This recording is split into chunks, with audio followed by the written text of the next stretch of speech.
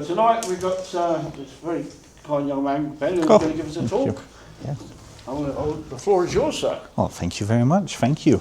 So, first of all, this is amazing to have so many people come.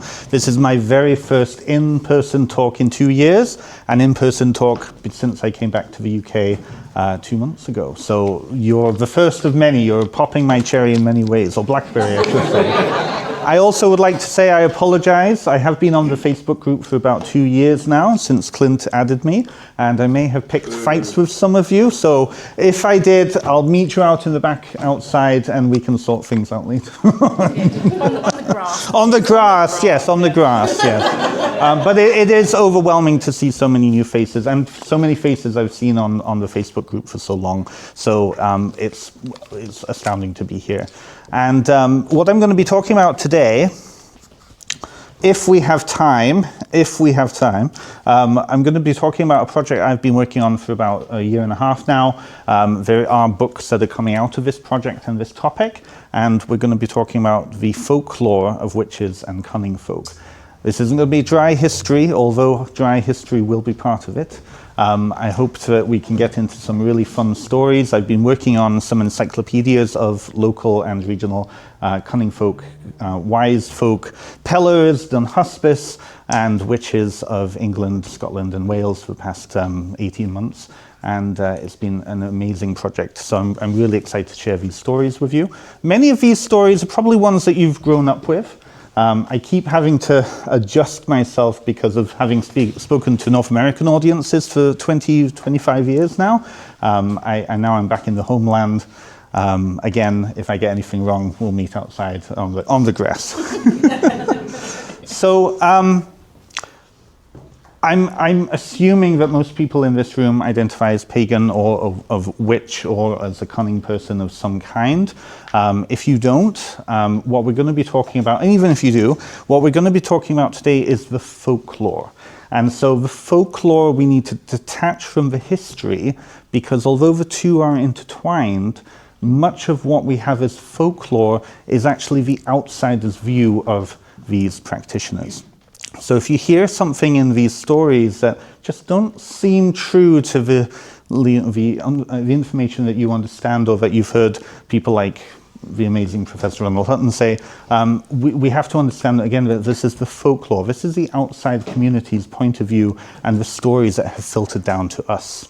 So I want us to go into this with that mindset.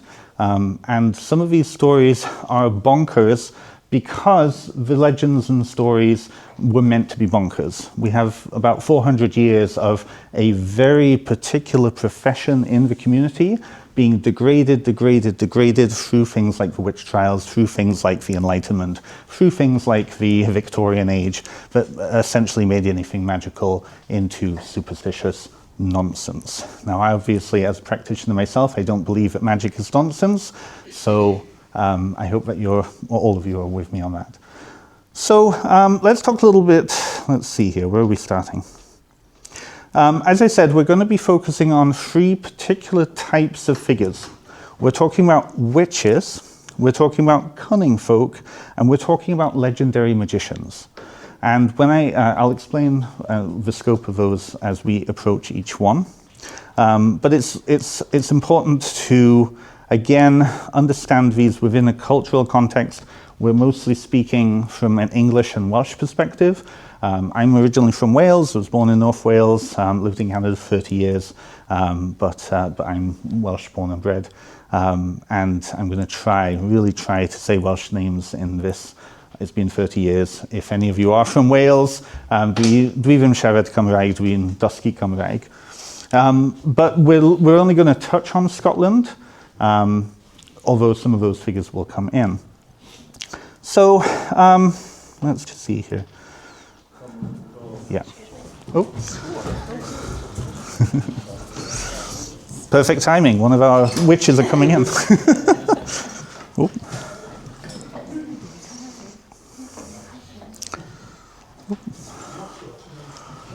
Oh. Hello. Hello.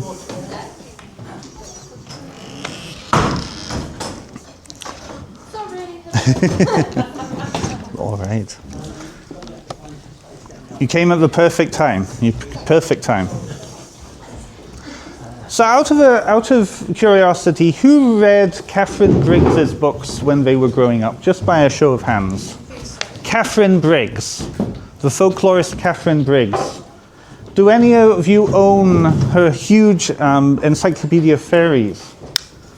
Of course you would. So Catherine Briggs is understood to be the mother of modern folklore studies. She undertook a huge project back in the 1960s and 70s, collating stories from across the folklore record, and with witches she only collected about 100. Now, in the project I've been doing, I easily found about 500. So a lot of our understanding of witch folklore comes from Catherine Briggs. And unfortunately, because of the limited amount of stories that she collected, certain motifs came through and were picked up by various neo-pagan movements and whatnot. So the idea of what the folkloric witch is really quite limited. So I want to talk a little bit about what the sources for some of these stories are and why it's important to understand that. Again, from a folklore perspective, not from a spiritual perspective. So when we think of the folkloric witch, the Cunningfolk, and legendary magicians, we often tend to think that these are ancient, that these go back, 1,000 years into the pre-Christian past. The majority of these actually come from the past 400 years. And again, that's important because it demonstrates how quickly folklore evolves and changes, but also how much of this is actually very recent and how much of the concept of a witch comes from the Christian period and particularly the Reformation period and the early modern period. So we have, if we go really back, some of our sources include things like medieval histories, Gerald of Wales, William of Malmesbury, the Venerable Bede, those histories that are telling the big, huge history of the world from creation all the way through to the Roman period, all the way through to the Christian period, all the way up to now. Right? So these figures, we have individuals like Taliesin, Merlin, a lot of the Arthurian stories emerge out of these histories. A lot of these histories talk about witches and magic folk in classical tradition, trying to tie it in with the biblical tradition. A lot of our folklore we're talking about today does not come from those sources.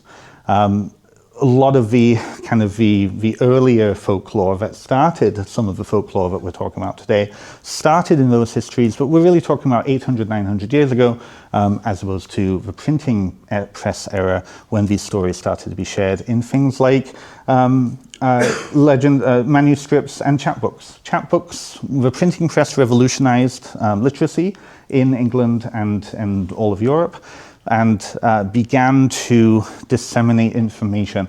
This is where we start to get chapbooks about witches and witch trials. So obviously some of our information is coming from witch trial records, but these were not regularly available to the general public. A lot of what people were learning about 400 years ago in the 1500s and 1600s were through things like chapbooks, right? And also through plays. So this is where we start to get the popular media version of witches coming in, and Cunningfolk too, and legendary magicians definitely. We're starting to see people like Marlowe, Shakespeare, some of the other regional playwrights creating plays about magical creatures, magical people, and magical beings, and that incorporated ideas that were popular in the culture about witches and then disseminated down. These started to then be translated into, through successive generations, the oral tradition. So the oral tradition exists throughout all periods. We have an oral tradition even now, right? If I start a rumor about Clint, for example, by the time it gets to the other side of the room, that will be an oral tradition. Another one, yes. I'm gonna bully him just because it's fun. But bring it. It's becoming an Olympic sport now. Isn't it great? It's wonderful. It's wonderful. Yeah. But like oral tradition mutates virally. This is what it makes it such a powerful and dynamic force. And in the span of even 100 years, a story can grow and expand. And we see that happening even with witch stories now. Not so much Cunningfolk, because the Cunningfolk are, despite some of my fellow authors who I love, don't tell any of them. Nigel Pearson, if you're listening to this, I love you. It's an extinct profession, but witchcraft is still part of the popular imagination, right? It's still part of the popular imagination because we have ghosts of witches. We have, over in Norfolk, for example, a church with a tree coming out of it that has evolved into this is the witch's finger pointing up to heaven to her accusers. Now, 50 years ago, it was just an old woman, no mention of witch, right? So witches in the popular imagination is still mutating. And so this is why I think understanding when sources come into the purview, what information is being introduced, and how that's interacting with the oral tradition at any given time will allow us to trace these stories back. Now, I'm not expecting any of you to be folkloric studies people. I'm just very autistic when it comes to that. But it is very interesting to track, because it also, again, it illustrates kind of why some of these stories that we consider bonkers in 21st century England, why they existed, why they were important, and where these elements come from. Okay, so let's see here. So let's start with witches. Who here has heard of witches? Just raise your hand. Okay. All right. So I imagine that if I ask every single one of you to describe what a traditional witch is, you will say, every single one of you will say something different. And this is because witches are such a huge topic. They mean different things in different regions. Different regions have different stories. And yet at the same time, there are some stories that just transcend everywhere. Right? If you go from Northamptonshire over to Berkshire, down to the Kennet Valley, over into Sussex, wherever you happen to go from each shire, there are some stories that are so localized that they don't appear anywhere else. And then there are loads of stories that appear all over the place. And so these are what we would call motifs, right? Let's talk about historical witches, though. Where did these folkloric stories come from? Of course, the historical reality. Now, this is, and I apologize, this may rub some people the wrong way. I'm not here to discount any traditional information or knowledge. This is more of a historical point of view. And of course, historical point of view and historians have certain lenses over their ears and eyes and mouths and whatever lens you want to talk about that will see information through certain lenses. So from a historical perspective, we have two separate kind of ideas, if we're talking about England and Wales, of what a witch was, right? We're talking about the witch trials. So witch trials lasted between the late 1500s to the very early 1700s. So really a very short period. Now, we have this modern neo-pagan belief, and I say that specifically, of the burning times. Millions of witches, hundreds of thousands of witches across Europe were killed or burned. And that in itself is an interesting modern take on it. From a historical lens, though, there is no evidence for that. There were only 513 individuals that we have records of that were hung as witches or were accused of witchcraft in England, and only 5 witch trials in Wales. Only 5. And there's very good reasons for that. So in the start of the witch trial era, you basically have a situation where you have a delineation. Magic exists and has been practiced and is being practiced in the community through people like Cunningfolk, the wise women, and other practitioners, astrologers, conjurers, and whatnot, right? This idea then that witches are to be looked out for starts in the late Elizabethan period, and definitely by the time of King James becomes a danger to society. Witches in this era were understood only to be evil. They were never good. So whether or not you were a witch or if you were a cunning person depended upon what you were doing, right? There was also an element there that witches were understood as the stories and the popular imagination evolved around particularly witches, that witches were inhuman, right? So when you look at the witch trial records particularly, you have a story, a common story that emerges in these trials where the individual was seduced by the devil, and the devil came to them, or a spirit of some kind came to them, and seduced them to evil. And then they became evil. They became a witch. It's something that they became something else, right? Now in Wales, very different. This explains why there was only 5 witch trials in all of Welsh history. Is because in Welsh history and Welsh culture, witching wasn't something that you were, it was something that you did. Everybody in society was doing charming, because Catholic traditions after the Reformation continued. They went underground, they become folk traditions, and so everybody was cursing each other or causing issues for each other, and depending upon if there was any damage or if there was any harm, then you will be labeled as doing witching.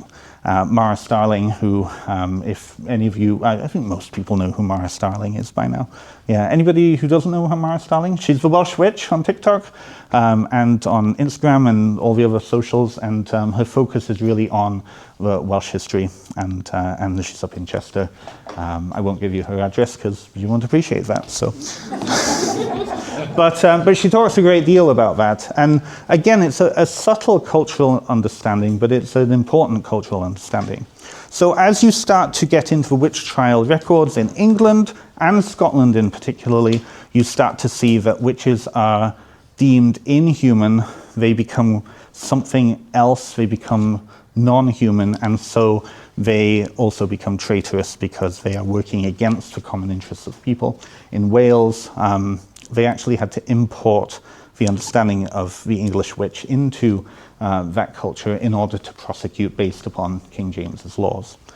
All right, I'm going wildly off my screen, so if I start rambling, just rein me in, you know. So then, what are some of the folkloric witches? What is a folkloric witch? What is the understanding? Again, this comes to us from the 17th century and starts to go into the folklore in the 18th and into the 19th. So again, witches were individuals who were believed to have sold their souls to the devil. Very common story. You see, yeah, exactly right. You often find in these a very common pattern. A spirit will show themselves to, in the Pendle witches trial, for example, one of the witches spoken about was lounging down on a sunny day in a field, and an individual in black came to her and said, I will give you power, I will give you power, I will give you power. Eventually what happens is the person will relent.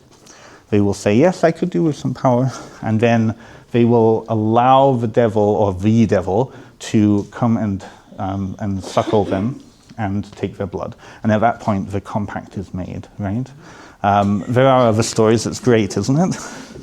There are other stories, regional stories, depending, but that is the general overview, right? So we can't take history out of this. The common beliefs were impacted by the politics and the policies of King James and his beliefs. And his beliefs came from a very Scottish, very puritanical, Presbyterian point of view. And so you see this identity of a witch change when he takes the throne from Elizabeth, who had very different kind of ideas of what constituted witchcraft. To him, everything magical was witchcraft. And because everything magical was witchcraft and conjuring spirits, therefore all conjurers were also witches. And they fit this mold. And we see these stories still with us even 400 years later. Right? So again, they became inhuman. Unlike the Cunningfolk, witches were only interested in malefic magic, as I said. And accusations only came about if someone was harmed. So a lot of people will say this is, again, a common neo-pagan myth, right? That it was anybody who was practicing magic. That's partly true to history, but there were periods where the little old woman at the edge of the village, or the wise man at the end of the village was practicing, and that's why they went after her.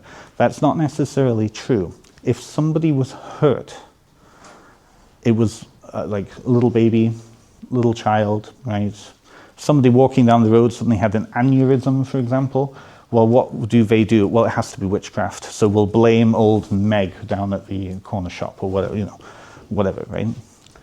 And so then it becomes the charge. This is why only 25% of people accused of witchcraft were actually ever executed for witchcraft, because it became very difficult to prove that there was a direct correlation between this person's unfortunate situation and this person having cursed them, right? In some cases, in some regional courts, it becomes very flimsy, and the person is executed on very, very trumped up charges. But at that point, it's politically convenient to get rid of that person, right? The vast majority are usually, if they're executed, they will be executed for other things, not witchcraft. And this is why, there's some ambiguity about how many people actually were killed because of witchcraft.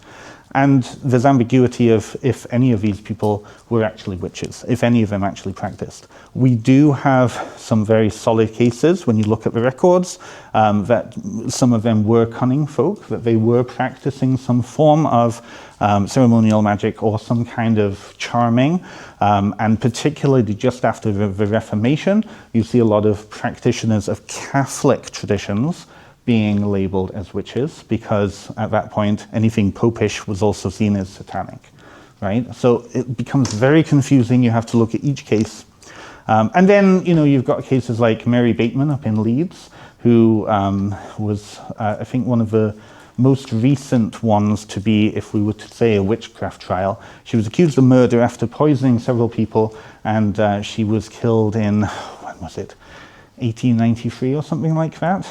And she was a spiritualist, and she had this shtick with eggs. She had magic eggs that she conned people out of. She was amazing. I love this woman. There needs to be a Netflix movie. It really does. But the majority of people, there's a lot of ambiguity. Some of the other pieces here. So again, as I said, witches were believed to have a third teat. And this also included men. So a lot of men, 25% of the accused were men. They're not all women.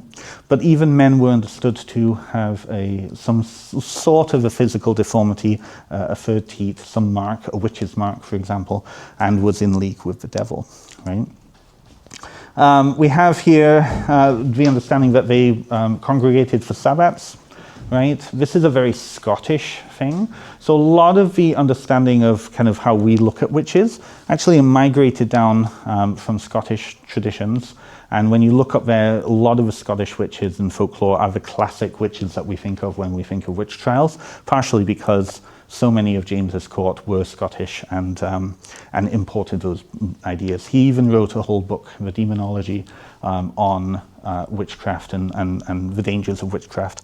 And so a lot of those things that he was writing about ended up becoming implanted into regional law. A very good example of that is the Witchfinder General. Boo, Matthew Hopkins, boo, throw horrible things at him, right? If you look at the folklore from 200 years after his period, you see imps everywhere, familiars, particularly imps. Why? Because he really focused in on imps as being really important and as a sign that somebody has to be a witch. And so then when you look at Norfolk folklore, for example, Suffolk folklore particularly, you see a lot of imps. When you start to come out of those areas, you don't see as many. And I say that full knowing because how I've arranged this study that I've been working on is region by region, shire by shire, looking at each individual that I could find from a folkloric perspective and tracking that information. It's really fascinating. I'm not going to bore you with it. Buy the book, you'll find it anyways. So let's just see here where we're at. Yes, so up until the 1600s, witches were inhuman. They were not the same as cunning folk. They were not the same as wise people or pellers. They were not the same. They were not human. right?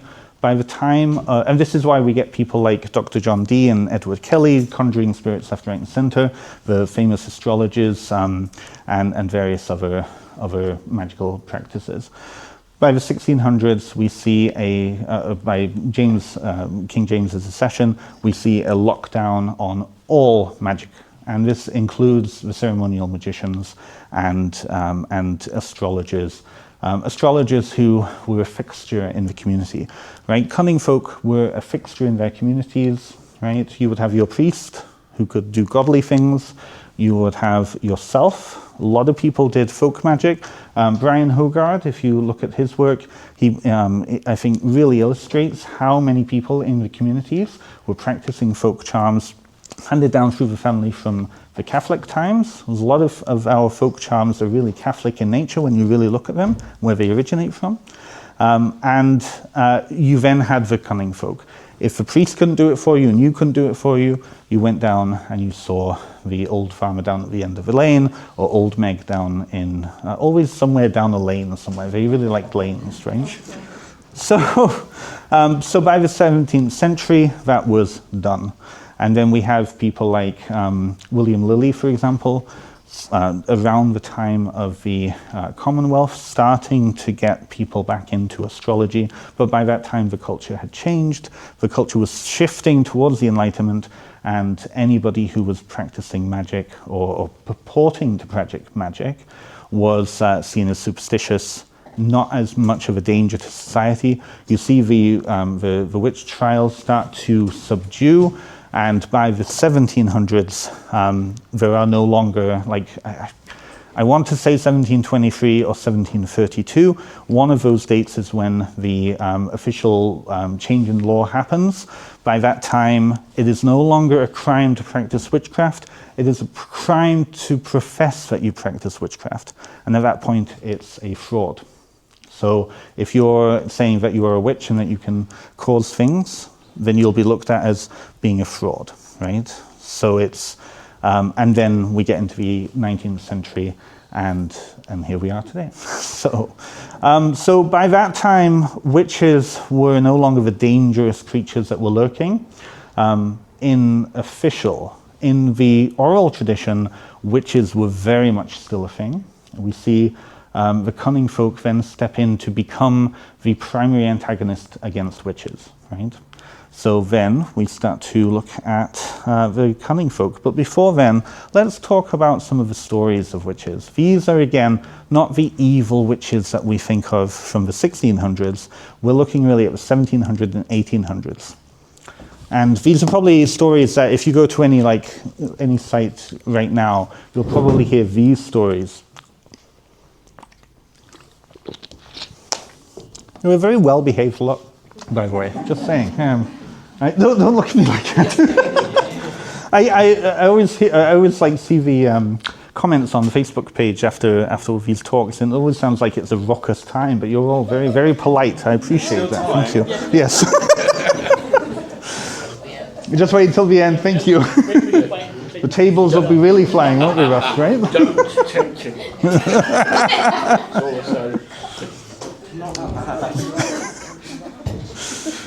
So, stories. So, I think this one is probably one everybody's heard of. Who's heard of witches turning into hares?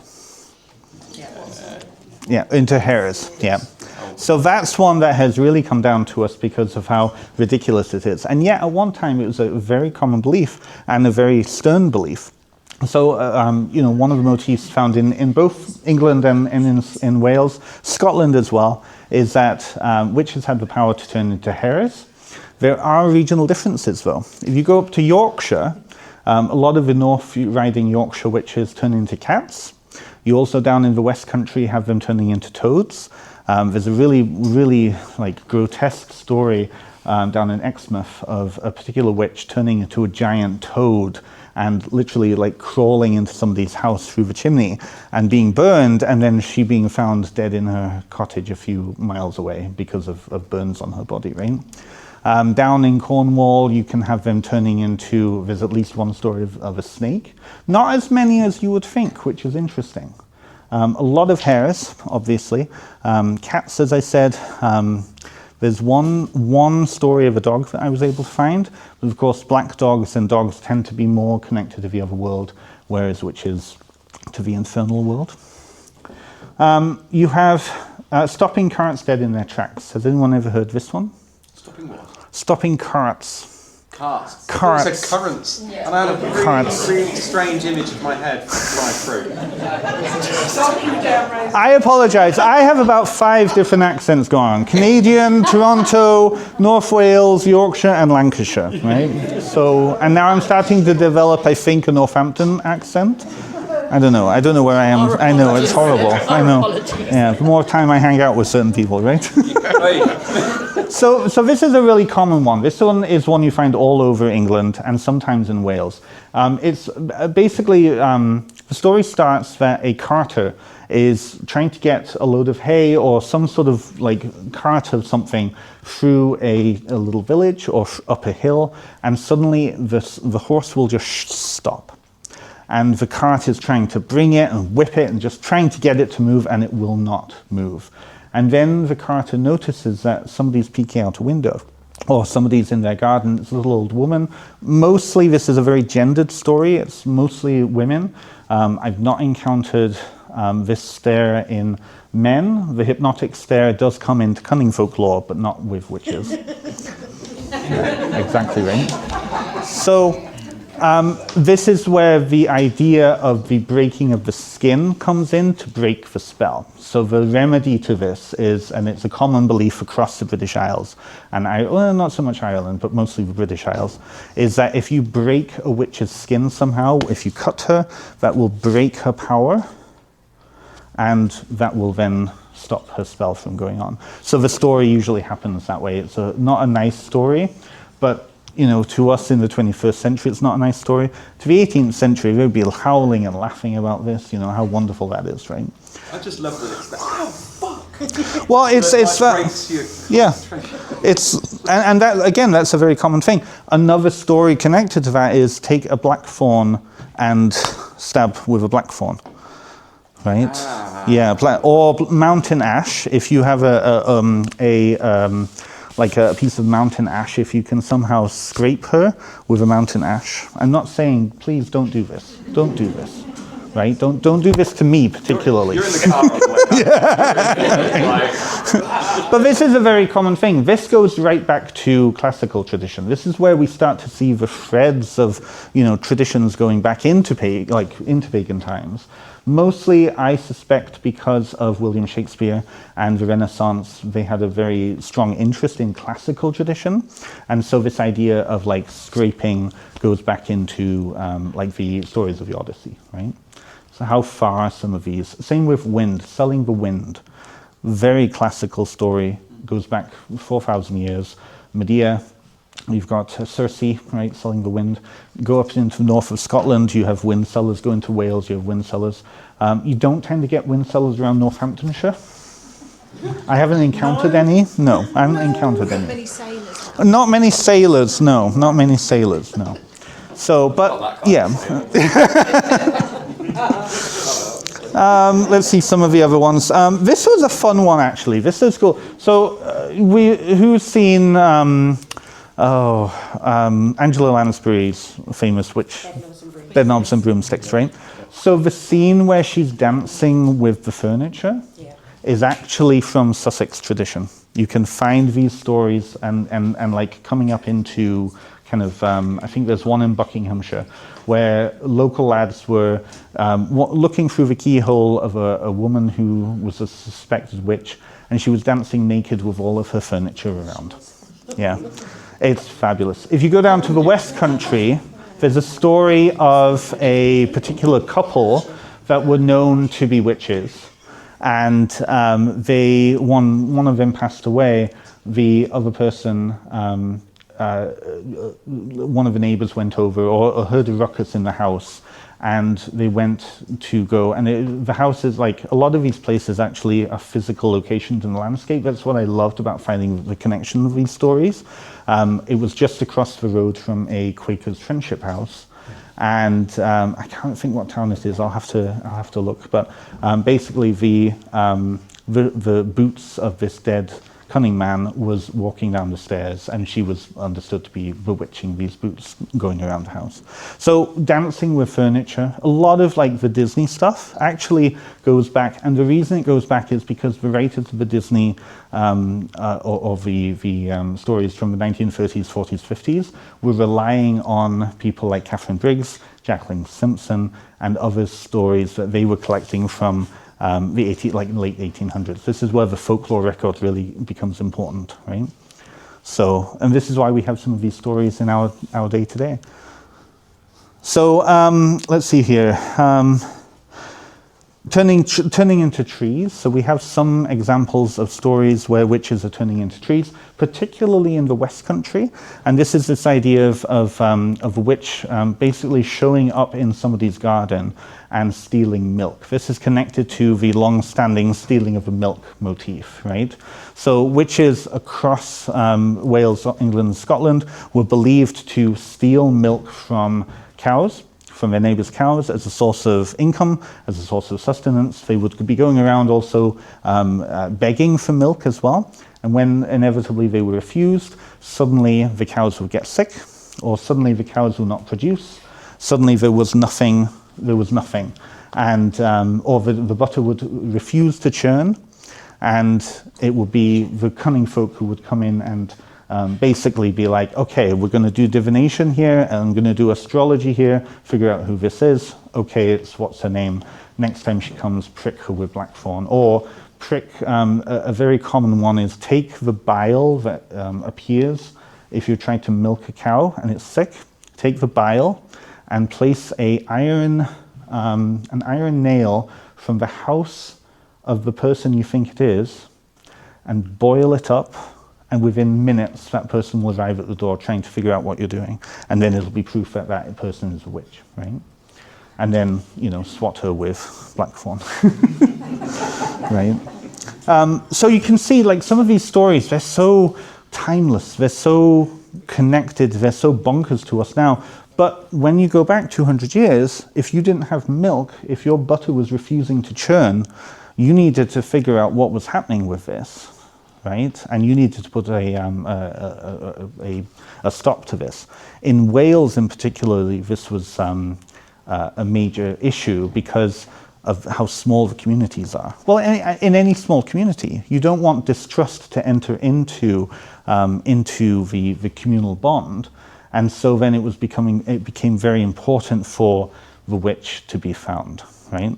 Now, historically, when this happened, many of these women were completely innocent. Many of these men were completely innocent too, right?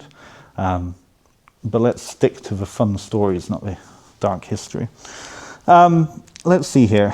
I have way too many, I can tell, but we have to keep moving on to the Cunningfolk. So we'll come back to some of these stories. The last one I'll say though is.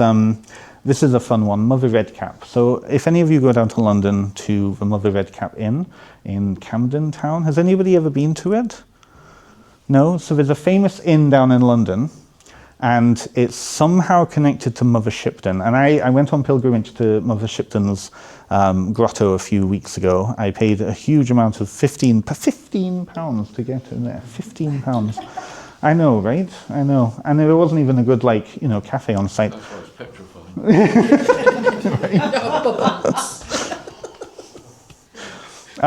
So I went up, made pilgrim. There's a connection point there. So down in London, there's an inn called Mother Redcap's and Mother Damnable. So Mother Damnable and Mother Redcap were originally two separate witches. They merged.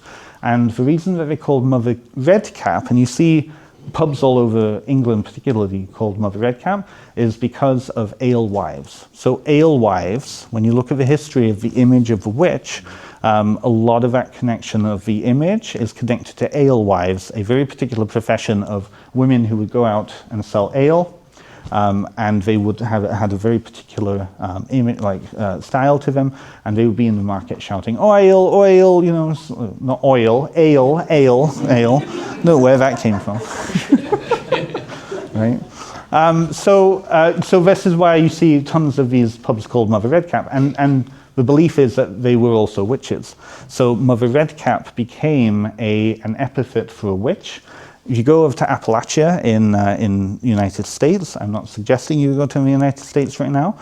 You can go after the situation. But you will find that a lot of witches in that culture, because so much of it's connected to Scots, Irish, and English tradition, are called Mother Red Camps. So it's very fascinating, those connections. Isn't that where the broomstick come in? Because you would leave a broom by the door either standing upright or the other way to say whether there's ale for sale and stuff. Absolutely, yes. So broomsticks are interesting. I was going to get to broomsticks, but broomsticks are interesting. When you look at the folklore, the majority of what witches are riding in the folklore tradition are actually hurdles from fields. Regionally, you find them riding different things. You go down to the West Country, and particularly Cornwall, they're flying about in eggshells.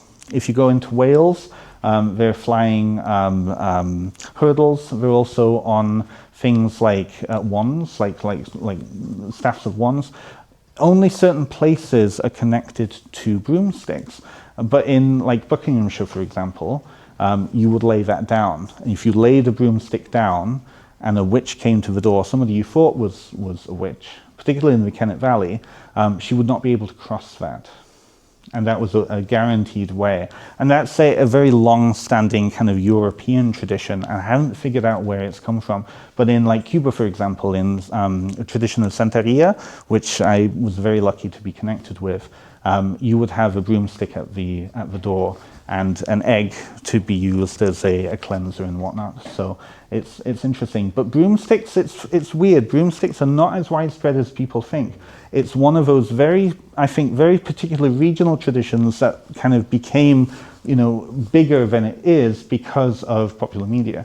So probably Disney, probably some of the stories that were being collected by Catherine Briggs gave this sense to other readers and other people that broomsticks were a major thing. I know it's tied with the ale Yeah. to say whether they had any ale or not. You're right, Like right. say over time, it all got mixed together and Yeah.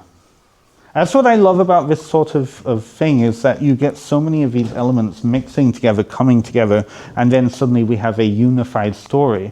But it doesn't make sense when you go deeper. It's not fractal in that way. When you really look regionally, there are so many things that are lost, right? So like, in Cornwall, flying in an eggshell up to Scotland or down to Brittany to drink milk that's the finest milk in the land, right?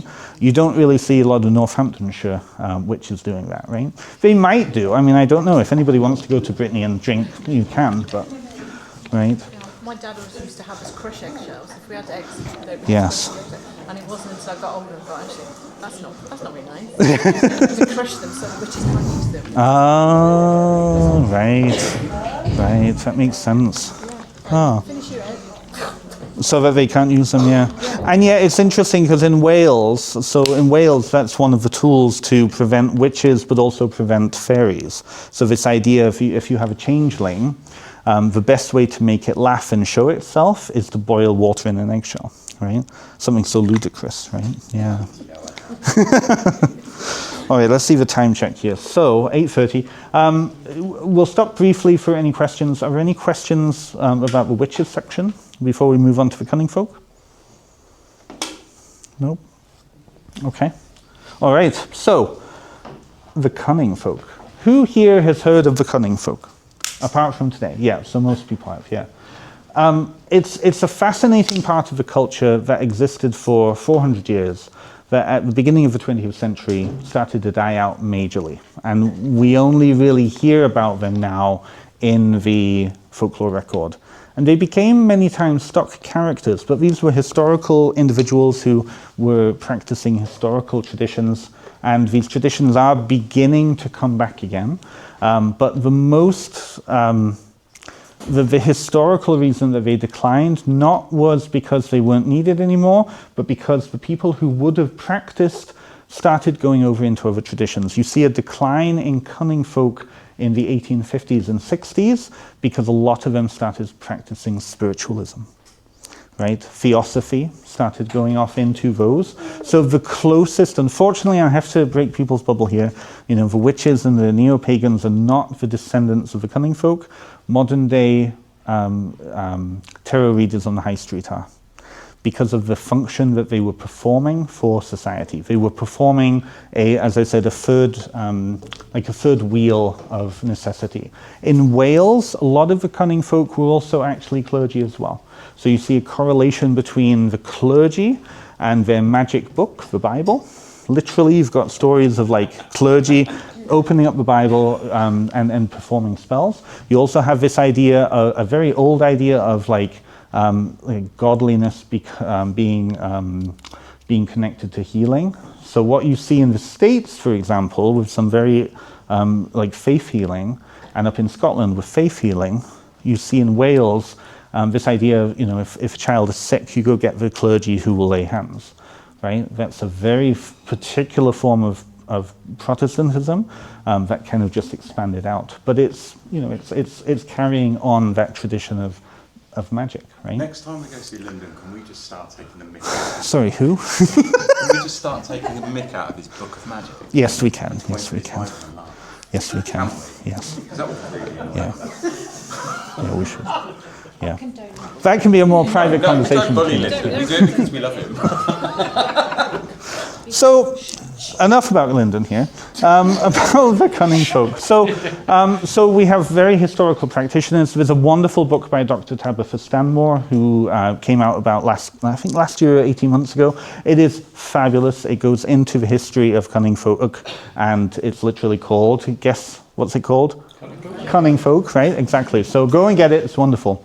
When you look at the folk stories of Cunningfolk, though, they are stock characters. They are ludicrous characters. They are kind of what kind of naughty monks became just after the Reformation, right? A very serious sort of profession has been downgraded to just a ridiculous individual nonsense, yes. What's a naughty monk? A naughty monk. So if you Google naughty monks. No. Yes. No. My history is bad enough. I do not want to go on that OnlyFans page. It's very good. It's very good, right? But you've got this sense, like you've got this sense of like monastics, right? Very like prim and proper monastics. As the sentiment turned against Catholicism, suddenly they become ridiculous. They become drunkards. They become greedy. They become like the vices personified, right? That's what the Cunningfolk eventually became. They became stock characters. They became ridiculous. But for a very long period, they were a very serious profession in the community. And unfortunately, like I said, their tradition died out. Many of the charmers that we would have in 100 years ago even, a lot of the threads ended because they went, the people who would be practicing went and started practicing other things. The Cunningfolk were not in poverty in the same way that wise women were, right? Cunning men, particularly, it was a very gendered situation. Cunning men, by the end of the 1800s, were usually individuals who were literate, right? They were reading Agrippa. They were reading their annals. They were reading their table books. They were reading their almanacs, because many of them owned land. They were kind of the landowning gentry, regional gentry. So they practiced astrology starting in the 1700s when almanacs started to become a big thing. They were practicing astrology because they needed astrology to know when to best plant the seeds, right? From that then came an interest in ceremonial magic, folk healing, folk practices and whatnot. So you had these particularly men, a lot of women too, but particularly men, who you would go to for things like, where's the list here? You would go to them to find cattle, find lost jewelry. If you felt like you were being bewitched, you would go to them to find out who. Now, of course, this was not an exact science, as Dr. Owen Davies often points out. Its correlation does not create causation, right? Oftentimes, these were individuals who were powerful in their communities. Even if they were not rich, they were powerful in their communities. And if they said, well, the first person you come across will be the witch, right? In a very small community, you're going to come across somebody. And that unfortunately led to a lot of people being attacked. Usually by the 1700s and 1800s, definitely, it was usually the person would be whipped, particularly a woman would be whipped, and that would break the spell, right? And this perpetuates this idea of the cunning person being ridiculous, because oftentimes they were wrong. Oftentimes they didn't know what they were talking about, and oftentimes, at least in the folklore, they were cast as stock characters, and ridiculous stock characters, right? But let's kind of take us a little bit back here. Let's look at some of who these cunning men were, particularly. Regionally, they were named different things, and I say cunning men and cunning women. In Wales, they're called the Dunhuspis, the knowing ones, or Dynenhuspis. Down in Cornwall in the West Country, they're called pellers, right? And we don't quite know where that word comes from, but the idea is that it's a contraction of expellers, because they're expelling evil, right? Pellers. Up in Yorkshire in the north, you're starting to see wise people. So up there's a very famous one who lived in the 1900s or the 1800s called Old Wrightson, who was from North Yorkshire and into Durham region. And he was ridiculous. He would arrive. He was loved by the community. He seemed to be the godfather of everybody in town. He would arrive to church in a red, bright scarlet frock coat.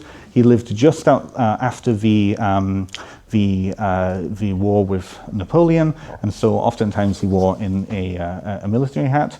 And he was, he owed more people money than people owed him, but everyone seemed okay with that.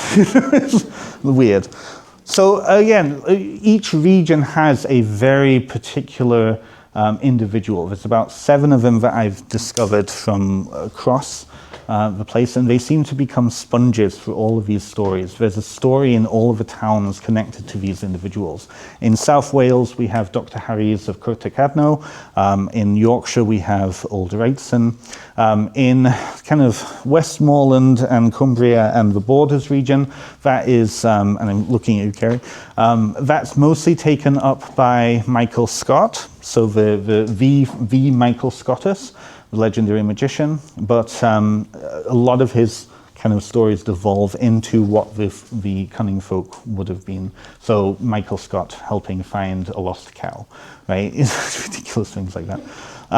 Down in this region, I haven't found anyone down in this region, but down in Suffolk, particularly in Essex, you have James Murrell, so Cunning Murrell, and George Pilkington, who a lot of Pingleton, who a lot of modern traditional practitioners of the Tubal Cain tradition and 1783 tradition ascribe back to. Down in the West Country, you have people like Thomasine Blight or Nanny Figgy, for example, right? And you can go down to the Boscastle Museum, and they have beautiful exhibits on those individuals. So it seems like they became sponges for traditions that were probably in stories that were probably connected to other regional figures that over time became lost, or they just amalgamated, right? So let's see where we're at here.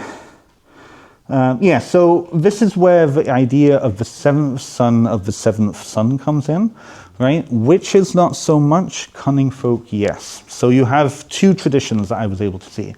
That they're the seventh son of the seventh son, and that gives them second sight. That's particularly an import from Scotland down into England. But in England, you tend to find a lot of the 7th line in a tradition. So a profession is common.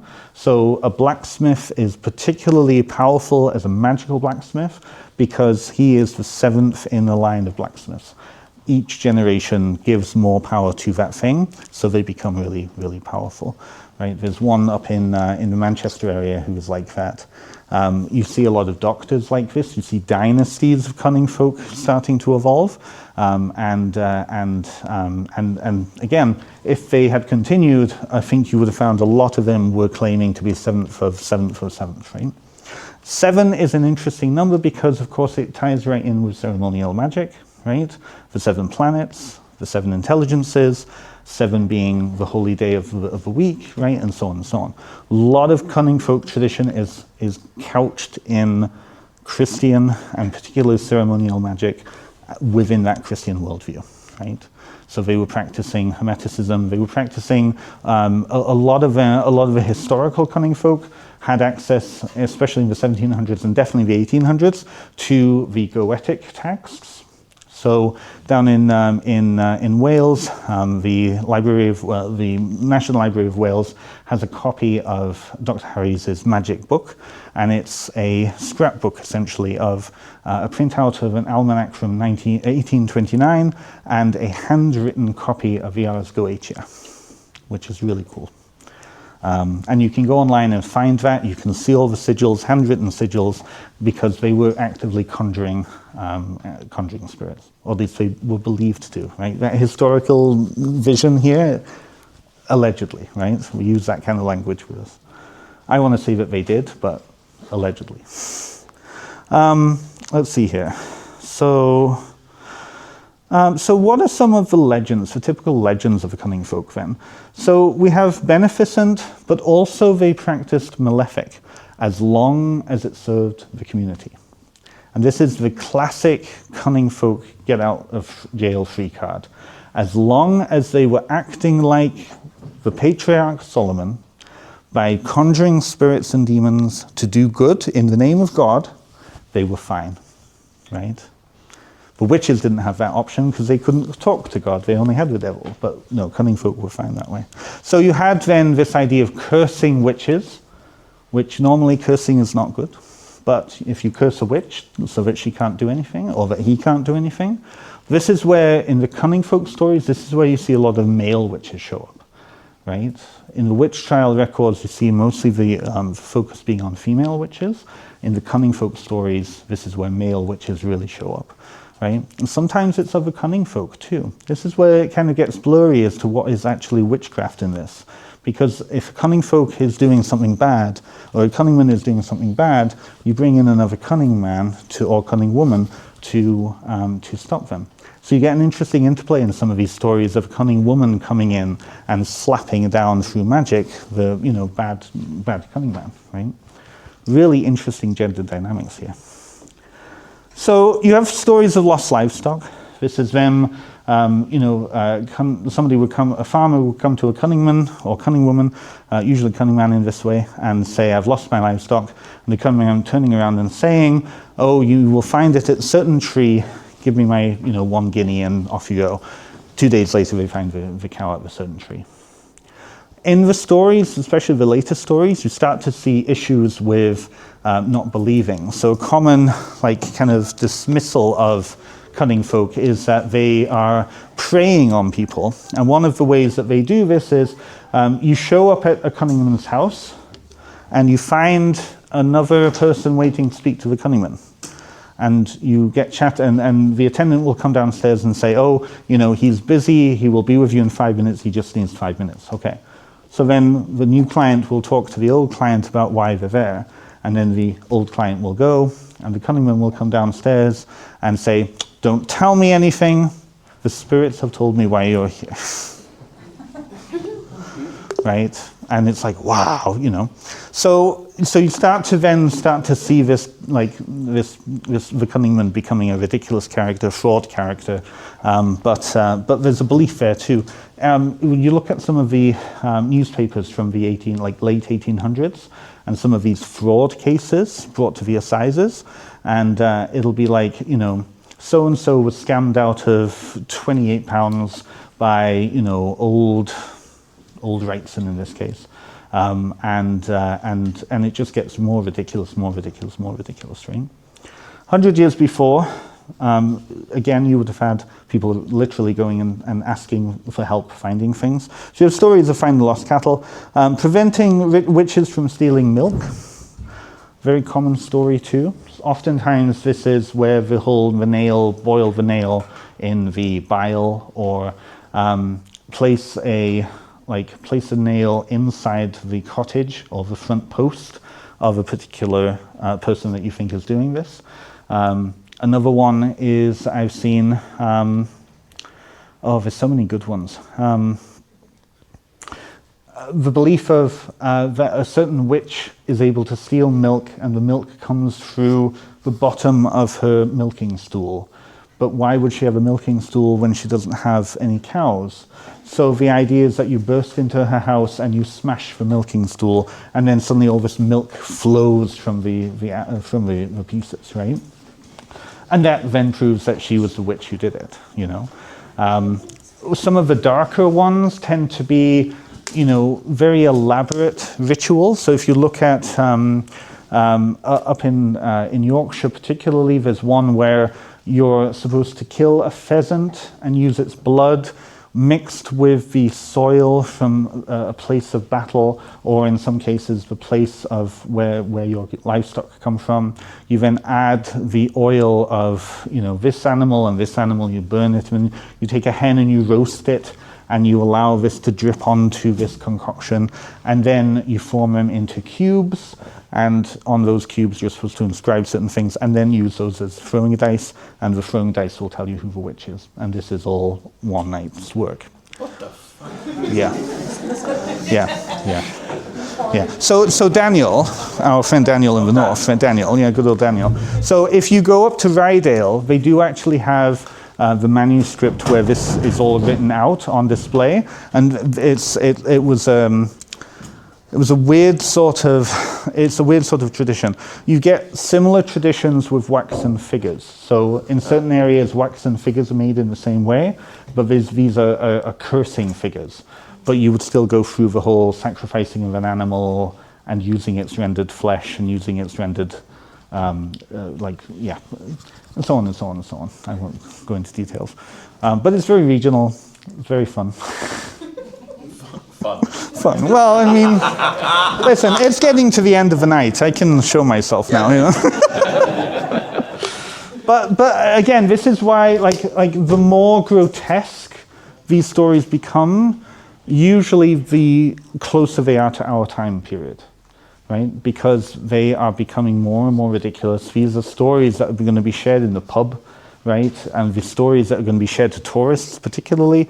The closer you get to our period, especially in the 1800s, is the more that people are actually traveling to regions, they're listening to stories, and you will always find a local who will embellish things, right? You will go to any place over here now, you will always find a little old person who will come out and tell you stories for a few pounds, right? You know. So that's when we start to see the Cunningfolk really just disappearing. Their tradition is gone. The more serious practitioners practicing other things, right? Let's see here. Punishing ne'er to do wells, that's a fun one. So in Wales, you see a lot of this in Wales. Thievery in Wales was a capital offence for a very, very long time. There were more, this is partly why we only see 5 cases of witch trials versus the huge amount of thievery trials, is because theft in Wales in small communities destroy and disrupt small communities, right? So the onus on this is to discover who the who was thieving and who the thief is. And so in Wales in particular, you get amazing stories like a thief is set up to come and steal something, and they get transfixed into place and they cannot move. Interestingly, in Sussex and down on the west coast, you see down on the south coast there, same thing. You get this idea of somebody going into, Farmer Albert's field, and suddenly they find they get trapped in place. They can't move. A lot of Cunningfolk are able to transfix people, and this is across England and Wales. Hypnotic stare, but also through magic. And then the next day, the farmer, who happens to be a cunning person, says, get off my field, and they know why they were there. Hypnotic stare tends to be a big one too. This, I think, some of these stories of hypnotic stare start to evolve more psychology becomes understood. So you're looking at the 1800s there as opposed to earlier. But it's this idea of like transfixing, right? Causing people to do things through the hypnotic stare, Let's see here where we're at. Okay, I think that's all for Cunningfolk. So let's talk about legendary magicians. This is the third major class. legendary magicians, and it's a smaller one. We tend to find them mostly relegated to chapbooks and to storytelling and to plays, right? So we're looking at Michael Scott, the great Wizard of Belmary. We're looking at Friar Bacon of Oxford. We're looking at some of the smaller, lesser-known ones, but mostly connected with academia, and we're looking at Dr. Faust. So has anybody ever seen on stage Marlowe's Dr. Faustus? No, but you know what it is.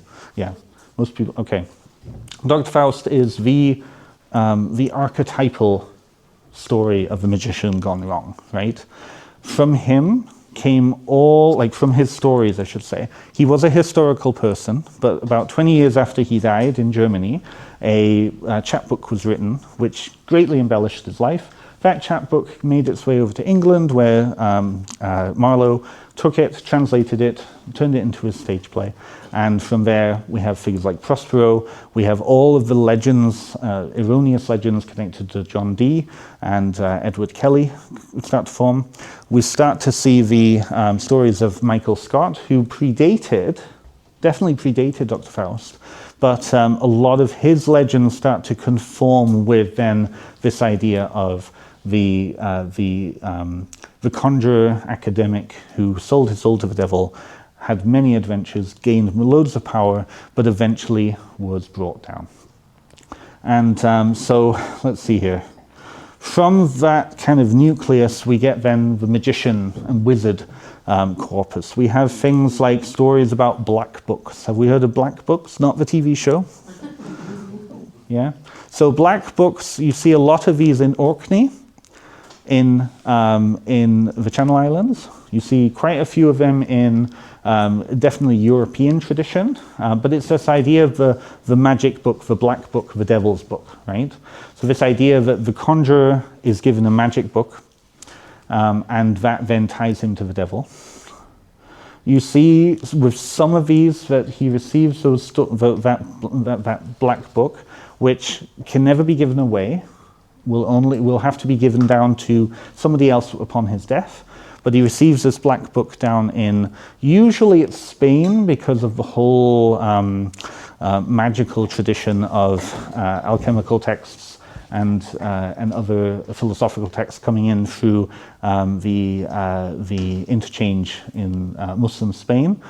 So Toledo, Alhambra, right? You're seeing a lot of the texts coming in. From that, in the popular imagination, is that there must be the devil's school down there. So wizards go down to the devil's school down in Spain, in Muslim Spain particularly, and learn their craft and then come back. Michael Scott, that's where he learned his. Eustace the monk, talking about monks. Has anybody heard of Eustace the monk? So he's not very well known now, but he was a figure from the medieval period. He was originally from a Breton monk, and he was the child of nobility. And he became a monk, but he basically was a pirate. So he had his, he just went around, and he was famously killed at the Battle of Sandwich, and in like 1402, 1398, something like that. But his story is that he was able to get that far in while attacking for the French king, who was trying to invade, by turning his ship invisible. Right? So yeah, Eustace the monk, he's great. A little bit of Reynard the fox in there too somewhere. So the Devil's Academy down in Spain, selling one's soul to the devil, conjuring spirits. And a lot of the really famous magicians, they end up just disappearing in the night. So there's a wonderful tale down in Cornwall called The Lord of Pengasic Castle. Pengasic is just around the corner from Penzance, just opposite from St. Michael's Mount. And the castle down there was allegedly once ruled by a wizard who went to the east to learn his magic and came back, and in one night a huge storm blew in, and it said that the devil came and took him away. There's also a story like this down in Hertfordshire, down in St. Albans area, again of a famous reclusive astrologer who sold his soul to the devil, and in one terrible night suddenly him and his castle just disappeared in lightning, right? So you see a lot of these tend to just disappear. They're dragged down to hell, they're taken by spirits, whatever. If that doesn't happen, though, the other version of the story is that they will be buried in with all of their magic books. So Michael Scott up in the Borders region, there are at least 3 different places that are allegedly his burial site, and he is buried in a lead casket, and inside his casket with himself are all of his various black books, right? So really interesting. The other piece to that, the third version, is that the magician becomes part of the slumbering knights under the hill motif. So the Wizard of Alderley Edge is an example of that. That's connected to the Thomas Reimer stories and the stories of King Arthur and so on. So more connected with the Taliesin and those stories. So we're coming to the end here. I want to talk about Welsh magicians before we end, mainly because the Welsh tradition it's interesting because there is a whole tradition there that you do not find in England. Most of the witch stories in Wales are connected to English witch stories because they were imported in, mostly by because of the cultural change. But when it comes to wizards, and I suspect this is due to the presence of Shakespeare, but there's a tradition, and every single Welsh magician, Welsh wizard, that isn't a Cunningfolk. Some of the Cunningfolk in Wales do have these stories, but the hallmark of a Welsh tradition are these 8 stories, 9 stories, well, however many stories there are. Just going to take a quick sip, though. And why I love this particularly is that you do not find these outside. There are only 2 versions of these stories that you see connected with Michael Scott, and not the guy from The Office, Michael Scott from Scotland, and one very highly degraded set of stories down in Dorset connected to Cunning Minturn. So a cunning person down there called Cunning Minturn has 2 very degraded versions of the stories here, but otherwise these only exist in Wales.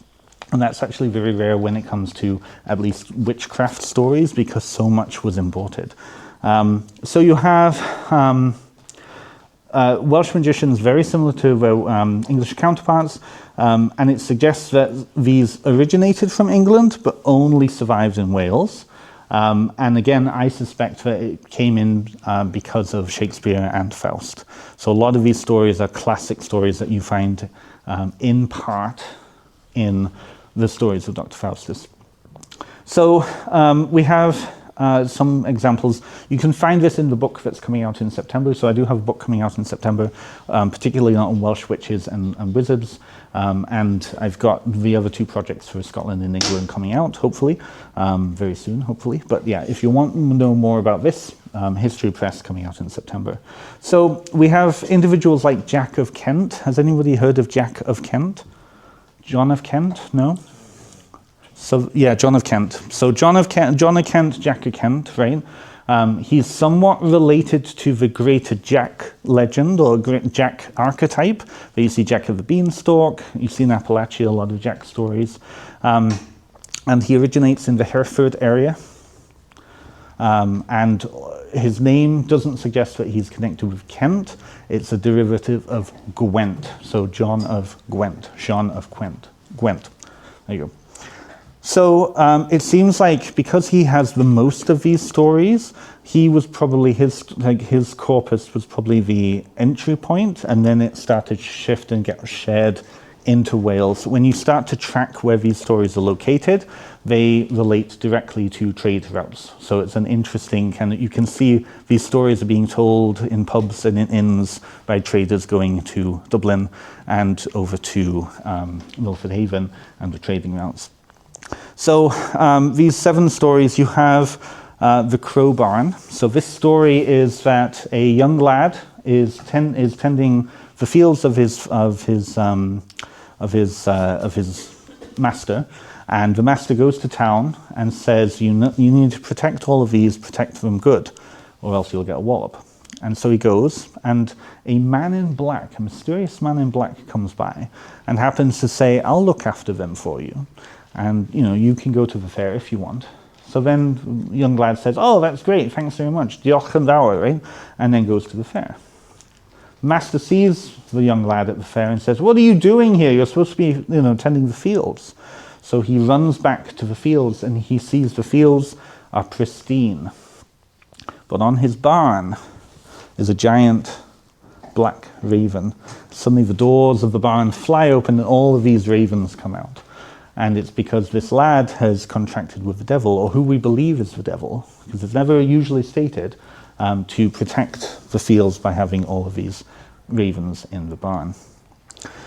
When you look at all these stories, you can see that they follow a particular narrative, so they're usually connected. The next part of the story is that the master recognizes that his young lad servant has magical potential, and so takes him on as a squire or as a servant for other things. He says, my friend over there needs my magic book. Take my magic book, but don't you dare open it. So of course, what does the young lad do as he's wandering through the borders? He opens the magic book and a spirit pops out.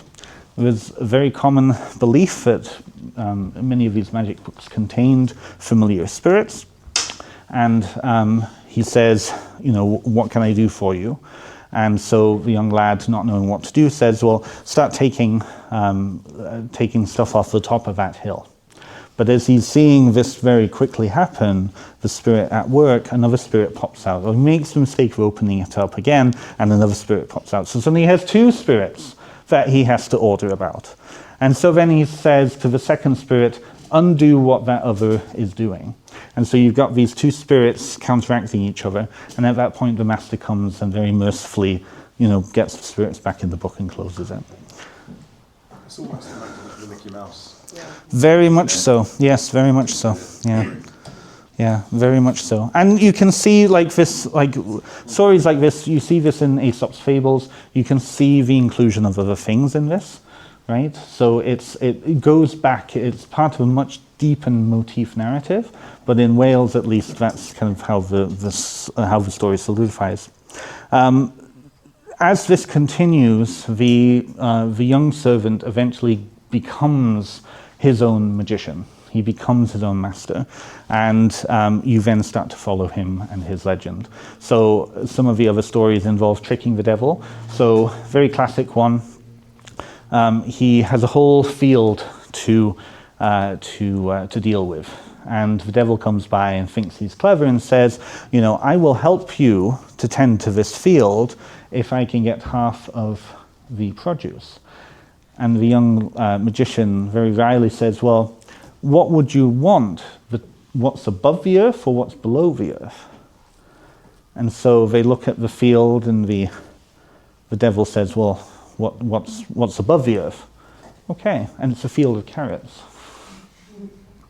Okay, this happens again, and the devil says, I will help you tend to this field if I can have half of the produce. And the magician says to him very smartly, oh, yes, what would you like? What's above the earth or what's below the earth? And this time the devil thinks he's clever and says, below the earth. And it's the field of corn. Right? And it goes on and on and on and on. This tricking of the devil continues.